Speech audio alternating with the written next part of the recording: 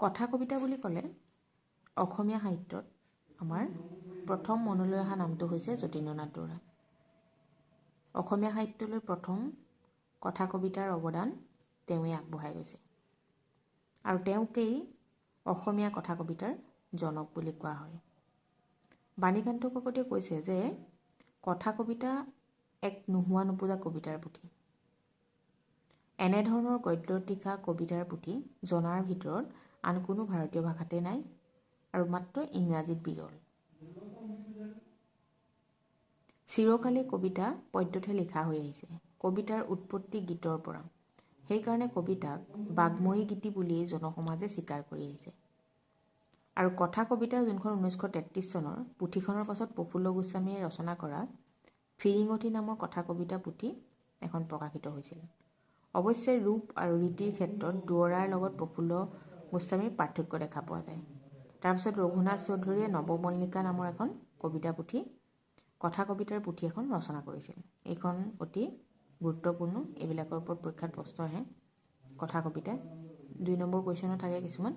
কথা কবিতাৰ সৃষ্টি পোনতে ৰুছ দেশীয় সাহিত্যিক আইভান টুৰ্গেনিভৰ হাতত হৈছিল। ৰাজ আৰু জটিল কৰ্কট ৰোগত ভুগি থাকি আৰু স্বদেশৰ পৰা নিৰ্বাসিত হৈ প্ৰৱাসী জীৱন কটাই থকাৰ বিষাদময় যন্ত্ৰণাকাতৰ মুহূৰ্তত তেওঁৰ আচহুৱা ভাৱবোৰ এক বিশেষ ৰীতিৰে তেওঁ দাঙি ধৰিছিল। টুৰ্গেনিভৰ কথা কবিতাৰ পুথি ছনিলিয়া আৰু দক্ষিণ আফ্ৰিকাৰ কথা কবিতা লেখিকা আলিফ শ্ৰাইনাৰৰ ড্ৰিম এই পুথি দুখন যতীন্দ্ৰনাথ দুৱৰাই সততে লগত ৰাখিছিল। কথা কবিতা ৰচনা কৰোঁতে দুৱৰাই টুৰ্গেনিভ আৰু শ্ৰাইনাৰৰ দ্বাৰা প্ৰভাৱান্বিত হৈছিল। তেওঁলোকৰ পৰা টেকনিক বা ৰচনাশৈলী গ্ৰহণ কৰিলেও নিজৰ অভিজ্ঞতাৰে কথা কবিতাসমূহ ৰচনা কৰিছিল। কবি সমালোচক নন্দ তালুকদাৰে এই প্ৰসংগত কৈছে, কথা কবিতা কবিৰ কবিতাৰ দৰে ব্যক্তিগত জীৱনৰ নিৰ্জন স্বাক্ষৰ। সৰবাহ কবিতাই ব্যক্তিগত জীৱনৰ সা-সমনীয় ব্যাথা বেদনাৰে ভৰপূৰ। যতীন্দ্ৰনাথ দুৱৰাৰ অন্য কবিতাৰ দৰে কথা কবিতাসমূহৰ মাজেদি তেওঁৰ জীৱন দৰ্শন প্ৰকাশ পাইছে। দেৱী, এজনী বুঢ়ী, শিল্পী, পোহৰ আদি কথা কবিতাসমূহ তাৰ প্ৰকৃষ্ট উদাহৰণ। বাণীকান্ত কাকতিয়ে কথা কবিতাৰ পাতনিত শিল্পীক দুৱৰাৰ কাব্য জীৱনৰ মূলমন্ত্ৰৰ স্বীকাৰোক্তি বুলিব পাৰি বুলি মত দাঙি ধৰিছে। তেওঁ কথা কবিতাৰ লক্ষণবোৰ পাতনিখনত আলোচনা কৰিছে আৰু তেখেতৰ মতে কথা কবিতাৰ লক্ষণবোৰ হ'ল: কথা কবিতা এবিধ কবিতাই, কিন্তু ই কথাত ৰচিত, পদ্যত নহয়। দ্বিতীয়তে, কথা কবিতাৰ প্ৰাথমিক উদ্দেশ্য চিত্ৰ, অৰ্থাৎ এই চিত্ৰধৰ্মিতাৰ ওপৰত প্ৰতিষ্ঠিত। ছন্দময়ী কবিতাতো চিত্ৰ থাকিব পাৰে, কিন্তু ছন্দময়ী কবিতাৰ প্ৰাথমিক উদ্দেশ্য ধ্বনি, চিত্ৰ নহয়, চিত্ৰ আনুষংগিক হ'ব পাৰে। তৃতীয়তে, কথা কবিতাত এটি মাথোন কেন্দ্ৰস্থ ভাৱ থাকে আৰু সেই ভাৱক ডাঙৰ সৰু কেতবোৰ তলতীয়া চিত্ৰৰে সজীৱ কৰি তোলা হয়। চতুৰ্থতে, কথা কবিতাৰ লক্ষ্য হৈছে ৰূপ বা দৃশ্য বস্তুত সজীৱতা আৰোপ কৰা। ছন্দময়ী কবিতাৰ প্ৰধান লক্ষ্য গীত বা শ্ৰব্য বিষয়ক মূৰ্ত কৰি তোলা। পঞ্চমত, কথা কবিতা আৰু কবিত্বময়ী কথা একে নহয়। কথা কবিতা এবিধ কবিতাই, কিন্তু কবিত্বময়ী কথা লিখাৰ ভংগী বা ভাষাৰ ৰীতি মাথোন।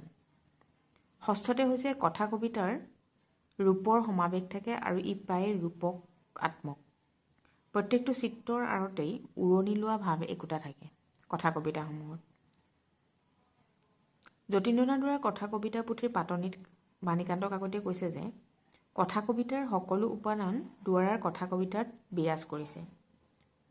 কথা কবিতা দুৱৰাৰ প্ৰায় 20 বছৰকাল ব্যাপী নানান সময় আৰু নানান অৱস্থাৰ অনুভূতিৰ তেওঁৰ চিত্ৰৰ সমাৱেশ। ই তেওঁৰ কোমল বুকু ভেদ কৰি ওলোৱা বালিৰ নিজৰাৰ দৰে। দুই এটি বিষয় বিদেশী মূলৰ পৰা অনা হৈছে, কিন্তু সেইবোৰক বুকুৰ তপত তেজৰ উমনি দি সজীৱ কৰি তোলা হৈছে। ৰূপকৰ চলেৰে যতীন্দ্ৰনাথ দুৱৰাই তেওঁৰ প্ৰহেলিকাময় জীৱনৰ ব্ৰতৰ কথা ঠায়ে ঠায়ে ঠাৰেৰে কৈছে। মুঠতে যতীন্দ্ৰনাথ দুৱৰাৰ কথা কবিতাসমূহ অসমীয়া সাহিত্যৰ এক অতি গুৰুত্বপূৰ্ণ অংশ।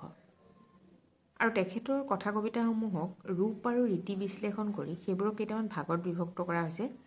এইকেইটা পৰীক্ষাত আহি থাকে। প্ৰথমটো হৈছে কাহিনীমূলক, সোণ বৰণীয়া দেশ, কেতেকী ইত্যাদি কথা কবিতা, তাত কাহিনীমূলক আছে। দ্বিতীয়তে ৰহস্যমূলক বা সাঁথৰধৰ্মী, পখিলা, বাটৰুৱা দেৱী ইত্যাদি। তৃতীয়তে ৰূপকাত্মক, তাত শিল্পী, পোহৰ, এহালি পাৰ ইত্যাদি।